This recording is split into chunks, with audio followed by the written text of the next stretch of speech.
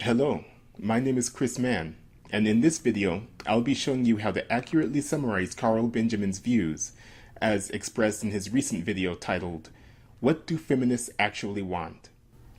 As he plays a video of Sophie Walker speaking about feminism at a conference, he pauses and comments on it. As the leader of a political party, Sophie Walker regularly and publicly advocates for women's equality, presumably because she believes it's a morally good thing to do. The type of analysis I'm doing can be applied to almost any sentence to at least some degree. So in this video, I'm going to limit my analysis to the views that stand out to me. Remember, I am rewriting and restating their views. So all of these views are assumed to be implied until they are officially and explicitly stated on the record. And I think it's really lovely being on a panel with a bunch of people you agree with. Because women are so often set up as, we have to debate whether women's equality is a thing. The number of times the BBC invites me and says, well, we're going to have, for the interest of fairness, we're going to have somebody argue that women's equality is really stupid and unnecessary. And I'm like... In this clip, she is both rejoicing about something and lamenting something. This implies she doesn't believe these actions are morally bad, so I'll summarize her views as follows. It is not morally bad for a person to rejoice about being on a panel with a bunch of people that agree that women's equality is worth publicly advocating for. It is not morally bad for a person to lament having to debate often with people who believe that women's equality is not worth publicly advocating for. 2 points. 1, women's equality mustn't already be a thing, or there would be no need for your political party. Here, we see that Benjamin misunderstood Walker's point. She says women's equality is a thing and implies that it's worth advocating for. And Benjamin believes she implied that women's equality already exists. And 2nd point, this is a hugely difficult ideological question to answer, because you need to define what you mean by equality before the conversation can even go on. It is true that she has yet to define what her definition of women's equality is in these clips. But Benjamin goes on to assume what her definition is. For example, do you mean, should women have the same rights as men under a liberal democracy? And the answer that everyone else has agreed on is yes. And that's why you have them. That's why you're never arguing for a certain right that men have that women don't have. There just isn't such a thing, at least in my country or in the US or France or Germany, any of these modern Western countries. He is talking about legal rights without having defined them here. It may be harder for him to define than he thinks, but let's move on. He uses the word should here, and that should tip you off that he's making a moral statement, a strategic statement, or an otherwise important statement that's worth writing down and remembering. Also notice his generalization using the word everyone. I would summarize his views like this. It is morally good for a person to openly support laws that give women legal rights that are equal to men's. Everyone in modern Western countries agrees that it is morally good for a person to openly support laws that give women legal rights that are equal to men's. All laws that are necessary to give women legal rights that are equal to men's already exist. So the question now is, what do you mean by equality? And we all actually already know what you mean by equality. You mean having the same material goods as men. Here, Benjamin gives his guess as to her definition of women's equality. Sophie Walker's definition of women's equality is women having the same material goods as men. He seems to assume she is publicly advocating for equality of outcome because he thinks he has already ruled out equality of legal treatment and equality of opportunity. One of the things that I think is really important in terms of us taking this forward is about practical solutions and being political in all that we do. Because it's no surprise that the Me Too movement rolled through media and entertainment and politics first, because those are the real bastions of male power. They are the places where men tell stories about male power that normalizes the male voice and maintains women as second-class citizens. What's important to realize is this statement is her theory about why the Me Too movement has affected certain spheres of life or industries more than others. The Me Too movement mostly involves women speaking up and stating on the record what kinds of sexual abuse, sexual assault or harassment or misconduct they have experienced at the hands of men in their workplaces. Her theory is an attempt to explain why this happens generation after generation. The media, entertainment, and political spheres are bastions of male power, where men speak in ways that perpetuate sexual misconduct towards women. Okay, that in and of itself is just ridiculous. The idea that you think in a country that has a female prime minister, women are second-class citizens is just... it's just demonstrably untrue. There's just no way you can back that up. Women are not second-class citizens in the UK. Here we see that he misunderstood her metaphor, so he failed to point out a contradiction. Men are still capable of sexually abusing or mistreating their female co-workers or employees, even if the Prime Minister is a female. And the idea that you think an objective voice, which is what almost everyone in the media strives to present, the fact that you think an objective voice is a male voice, demonstrates how unbelievably biased you are. The media, the politicians, all of these things, they're not crafted to cater to men. It isn't the male voice. By male voice, I thought she was talking about the male perspective on women and sexual matters, not simply objectivity. You guys don't know what the male voice sounds like, and as soon as you hear it, you loathe it. Because to you it seems boorish and brutish and violent and aggressive and something primitive, because in a lot of ways it is. That's what men are like when they're alone and they're just men. Aha. So he does seem to understand what she meant by the male voice. He could have just cut out the part about the objective voice. Personally, I haven't got a problem with this, but I understand that there are environments where that's not always appropriate. Even if the environment is 100% men, that doesn't mean that all of those men want to engage in the sort of masculine dominance behaviours that is a sort of male voice. This is why we have a more corporate culture when we have these kind of shared spaces. A formal way of treating one another, rather than like a sort of informal, almost more tribal way of doing things. And this is something that is important to preserve. But that is in no way a masculine voice, a male voice. It's a neutral voice, which is why women want to be in these spaces. Because I tell you what, if you saw what a masculine space was like, if it was being recorded with no women around, you wouldn't like it, and you wouldn't want to be in there. Men, when they are alone together, speak in a male voice, which is boorish, brutish, violent, aggressive, and primitive. He seems to be smearing all men with this instead of just speaking for himself. It is not morally bad for a person to speak in a male voice. By definition, boorishly, brutishly, violently, aggressively, and primitively, outside of corporate cultures or shared spaces. But going back to your first point, yes, of course, the power-hungry, power-mad feminists who wish to radically change all of society to fit their ideology, naturally they're going for the places where power is. Makes sense. Where else would they go? It is morally bad for a person to try to change all of society to fit their ideology. He used a negative connotation while claiming feminists are doing this. But isn't this what he's doing by trying to get everyone to act as individuals? He would be acting hypocritically if he ever confirmed this moral view on the record. And so there's some really practical stuff we can do around how we change that in the media and entertainment. I'm hoping we'll get a chance to talk about that later on.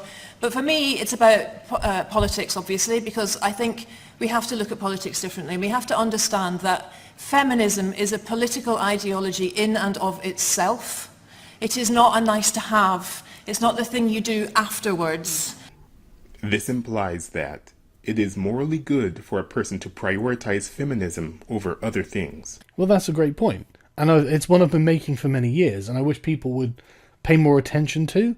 You can't give any concessions to feminism, because feminism is not satisfied. Feminism as an ideology, as she's describing it, is not satisfied with merely giving women the same rights. That's a liberal idea. That's not a feminist idea, because feminism these days, it's been entirely taken over by intersectionality. This implies that it is morally bad for a person to prioritize feminism, or by his definition, intersectionality, over other things.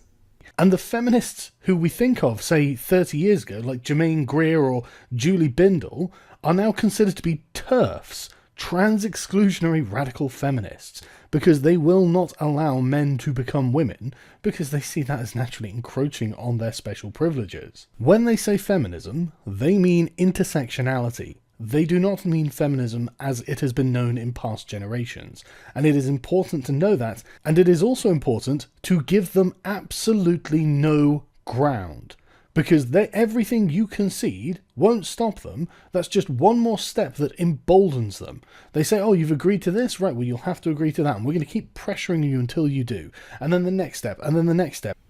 It is strategically bad for a person to negotiate with someone who prioritizes feminism, by his definition, intersectionality, over other things.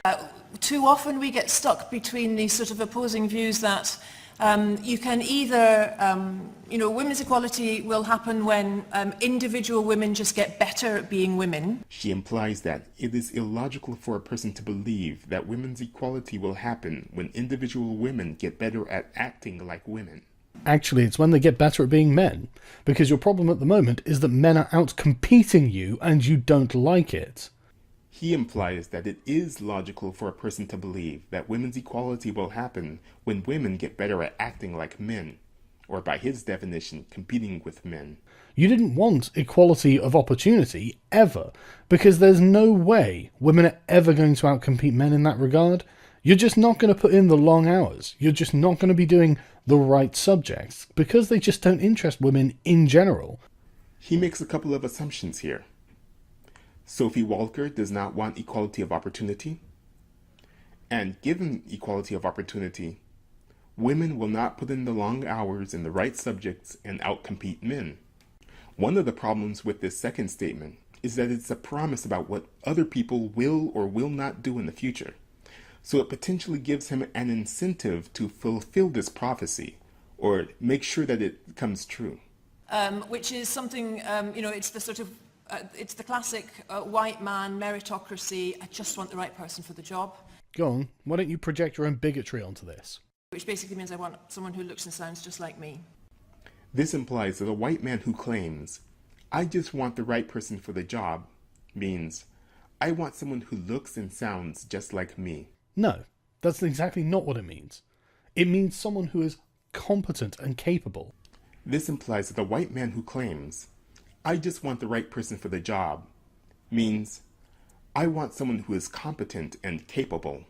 It is not possible to scientifically prove what a person actually means by just their words, so neither of these statements can be debated logically. He implies that it's morally bad for a person to act like a bigot, by his definition, to claim a white man means anything other than the literal meaning of what he said. You don't want someone who looks different to you doing things. You are the people who are always talking about representation. You are the people who are always going on about the fact that there are not enough vaginas in the room.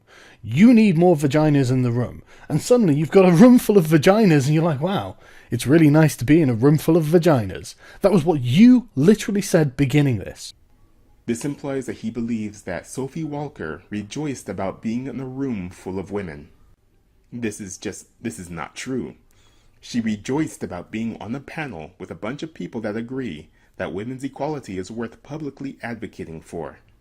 You weren't interested in the merit of what was about to be said. You were concerned with the fact that these people all just look the same as you. So do everyone a favour. Don't project your bigotry and bias onto everyone else. I don't actually care whether it's a man or a woman doing a specific job. I care that it's someone who's good at the job doing the specific job. This statement leads me to revise his previous statement. He now implies, it is morally bad for a person to act like a bigot.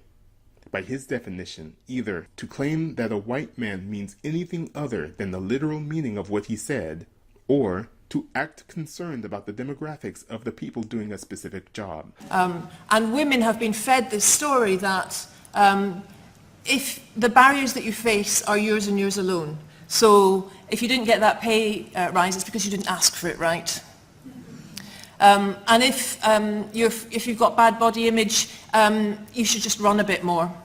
This implies that she believes that it is illogical for a person to believe that men and women have equality of opportunity, and that any shortcoming a woman has was caused by that woman. If you have a bad body image, it's because you don't have a very good body.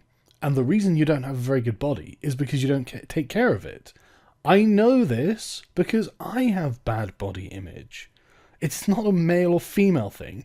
It's a fat, unhealthy slob thing. He misunderstood that she was talking about the high expectations placed on women regarding how their bodies should look. He implies that he believes it is logical for a person to believe that men and women have equality of opportunity, and that any shortcoming a woman has was caused by that woman. Or take up yoga, or meditation, or clean eating. And you should also be an excellent parent. So read all those books on good parenting as well.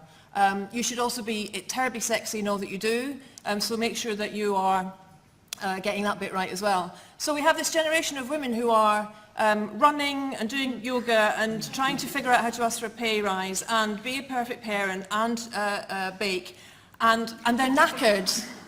Wow, it's almost like feminism was full of shit from the start, wasn't it? It's almost like you can't have it all, because to have any of it, you've got to work for it. And it turns out that having to work for all of it is, as you say, knackering. Why wouldn't you be tired? Do you think men sit there and tell each other, you can have it all, dude? You're a man, you can do all of these things. Here, she was talking about the high expectations placed on women by people, including men. But he seems to think she was saying that people who act like feminists place high expectations on each other. And in his response, instead of saying non-feminists, he generalizes and says men. Men don't place high expectations on each other in all areas of life, in the way people who act like feminists, in his definition, intersectionalists, do. And we're all knackered. And it's time to say the problem's not us. The problem is patriarchy. This implies that she believes that the lack of women's equality is caused by patriarchy. In her definition, areas of male power where men speak in ways that perpetuate certain behaviors towards women. For example, placing higher expectations on women. Now you'll notice that she began this tangent complaining about meritocracy, and then she described how she had to be meritorious, and how it's very exhausting to be excellent at everything you're doing, and so what you really should do is choose one or two subjects in which to be excellent and work hard at them, then it's less exhausting. And now she's blaming this on patriarchy, because when they say patriarchy, they mean meritocracy, and this is why patriarchy favours men in the feminist worldview.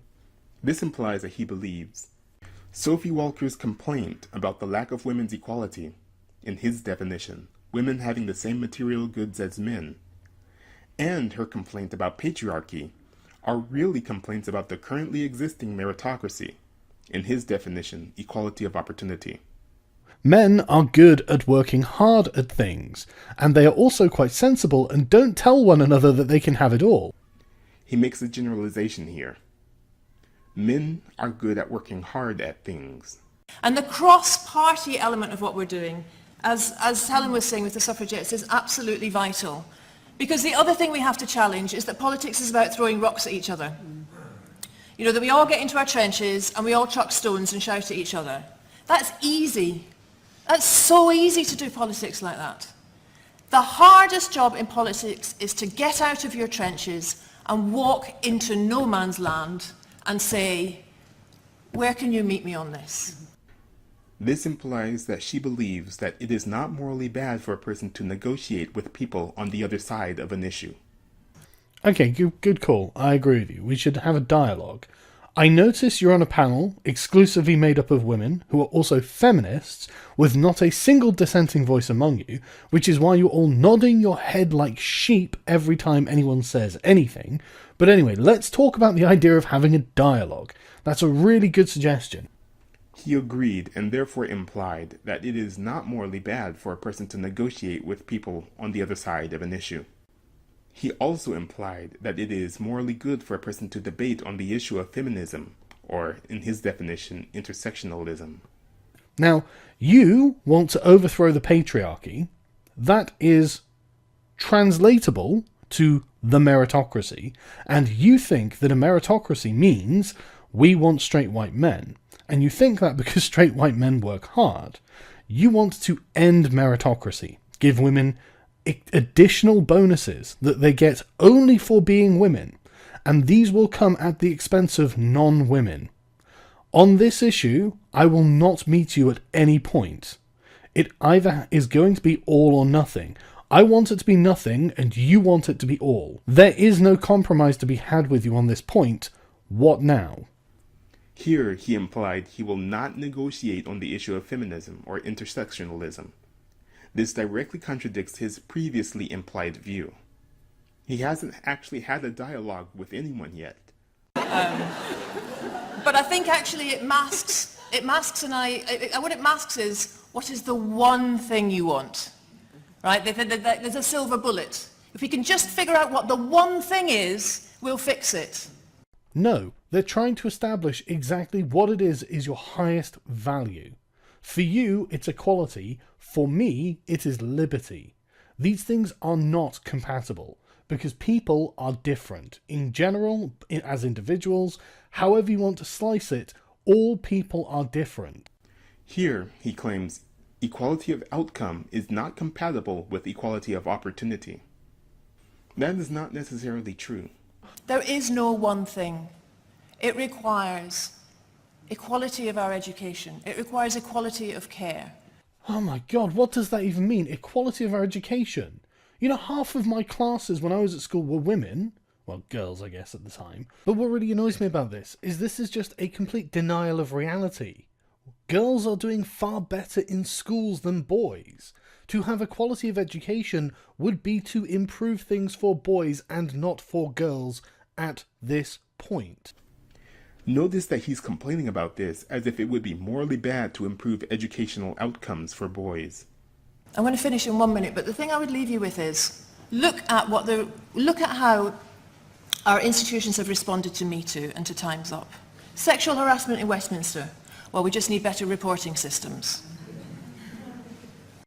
Here she implies that it is illogical for a person to believe that the only change that is necessary to prevent sexual harassment or mistreatment in Westminster is better reporting systems. Well, what's your suggestion? What do you think should be done? I mean, I'm not in Westminster. I'm not sexually harassing people. What do you think should be done? Should we not be giving women a better and easier time to report problems when they occur?